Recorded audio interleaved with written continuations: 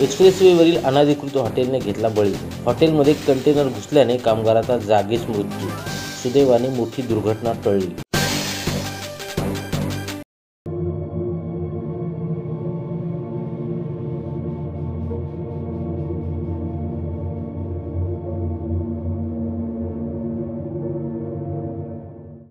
मुंबई पुणे एक्सप्रेसवेवर शनिवारी संध्याकाळी खोपोली पोलीस ठाण्याच्या हद्दीत सासगावजवळ एका हॉटेलमध्ये कंटेनर घुसून झालेल्या भीषण अपघातात हॉटेलमध्ये काम करणाऱ्या एका कामगाराचा मृत्यू झाला असून दैव बलवत्तर म्हणून हॉटेलमधील अनेकांचे प्राण वाचले आहेत।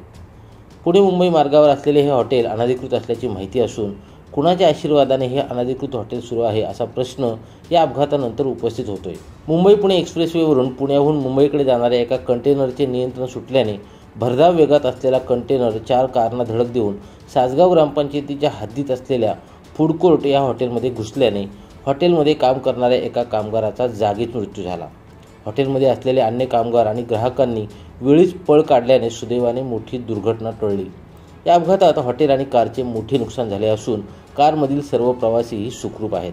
पुणे मार्गावर उभारण्यात आलेले फूड कोर्ट हे हॉटेल अनधिकृत असल्याची माहिती असून राजाश्रय असल्याने तीव्र उतारावर असलेले हे धोकादायक हॉटेल चालवण्यात येत असून हॉटेलमधील कर्मचारी आणि ग्राहकांच्या जीवाशी खेळण्याचा प्रयत्न जाणीवपूर्वक केला जात असल्याचा आरोप स्थानिकांकडून केला जातोय। सासगाव ग्रामपंचायतीचे माजी उपसरपंच नितीन देशमुख यांनीही याला दुजोरा दिला असून लोकांच्या जीवाशी खेळणारे हे हॉटेल तात्काळ बंद करण्याची मागणी केली आहे। ब्युरो रिपोर्ट, संवाद मराठी लाईव्ह, खालापूर।